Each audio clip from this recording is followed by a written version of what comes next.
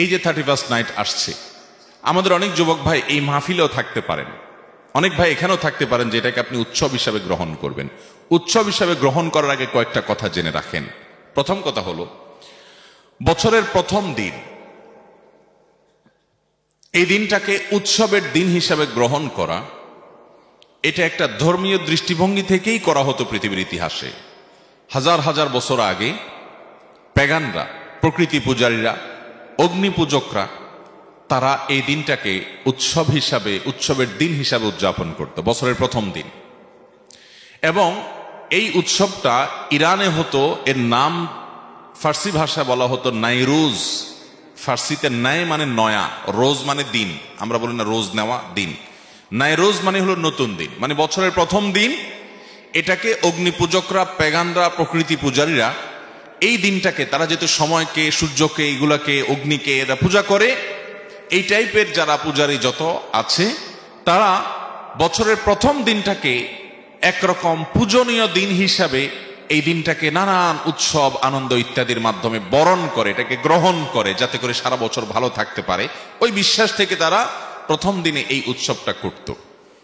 এটি শত শত হাজার হাজার বছর ধরে চলে আসছে।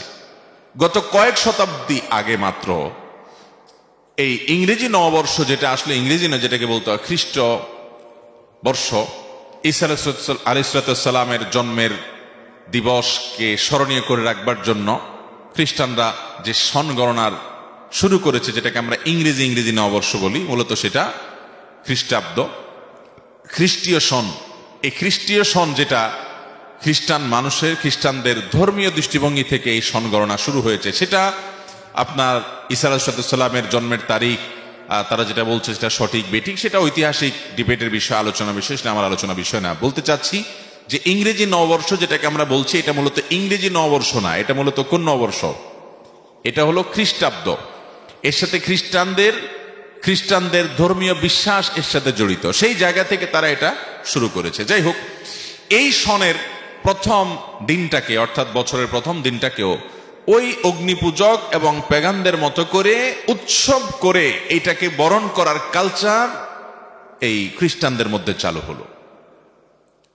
এটা হলো এই নববর্ষ, ইংরেজি নববর্ষ, এটা উদযাপনের ইতিহাস। বা এর আগেও যে অগ্নিপূজকরা, ইরানিয়ানরা হাজার হাজার বছর আগে থেকে বছরের প্রথম দিনটাকে উৎসব হিসাবে, উৎসবের দিন হিসাবে ধার্য করে তারা ফুর্তি বার্তা করে এটাকে একরকম পূজনীয় মনে করে, যাতে করে তারা সারা বছর ভালো থাকতে পারে। সেই বিশ্বাস থেকে তারা, সে আকীদা থেকে তারা এই কাজটা শুরু করে। আফসোসের বিষয় হলো যে আমাদের মুসলমানরা, যাদেরকে আল্লাহ তাআলা কোনো দিক থেকে কোনো কম দেন নাই, আল-ইয়াউমা আকমালতু লাকুম দীনাকুম ওয়া আতমামতু আলাইকুম নি'মাতি ওয়া রাদিতু লাকুমুল ইসলাম দীনা, এই আয়াতের অধিকারী যে মুসলমানরা, আল্লাহ তাআলা যেখানে বলেছেন আজ তোমাদের জন্য তোমাদের দিনকে আমি পরিপূর্ণ করে দিয়েছি, তোমাদের উপরে ইসলামকে নেয়ামত, আমার নেয়ামতকে আমি পূর্ণাঙ্গ করেছি এবং ইসলামকে দিন হিসেবে মনোনীত করেছি, জীবন বিধান এর মধ্যে রয়েছে সবকিছু, সেখানে একজন মুসলমানের জন্য উৎসবের ব্যবস্থা আছে না নাই? কয়টা উৎসব আছে জীবনে? বছরে 2টা উৎসব রেখেছেন আল্লাহ তাআলা।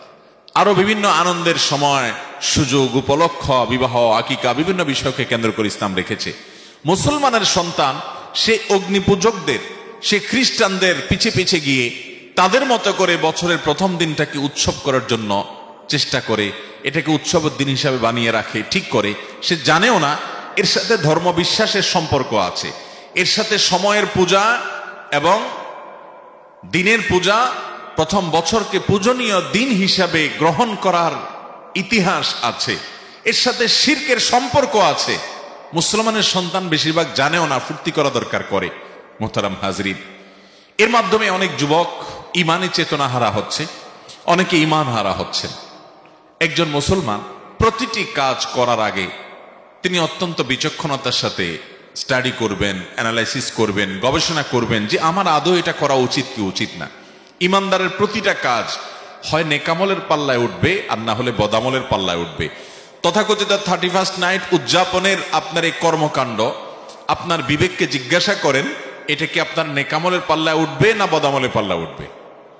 বদামলের পাল্লা যদি উঠে, তাহলে একজন ইমানদার যুবক কখনো সেদিকে যেতে পারে। এটা হলো 31st নাইটের ইতিহাসের পাঠ। সেই সাথে এর সাথে একটা ধর্মবিশ্বাসের সম্পর্ক আছে। মুসলমানের সন্তান যে কোনো ধর্মবিশ্বাসকে নিজের গায়ে মাখাবে, শিরক করবে, একজন মুশরিক তিনিও সেটা করবেন, তার কাছে ভালো লাগবে, এটা কোনো মুসলমান দ্বারা কখনো কল্পনা করা যায় না। নবী করিম সাল্লাল্লাহু আলাইহি সাল্লাম বলেছেন, মান তাশাব্বাহা বিকওমিন ফাহুয়া মিনহুম। যে মুসলমান অন্য ধর্মের মুশরিক, কাফের, বেঈমানদের তাদের সাথে সাদৃশ্য গ্রহণ করে, তাদের মতো হয়, তাদের অনুরূপ হয়, তারা যা করে সে তা করে।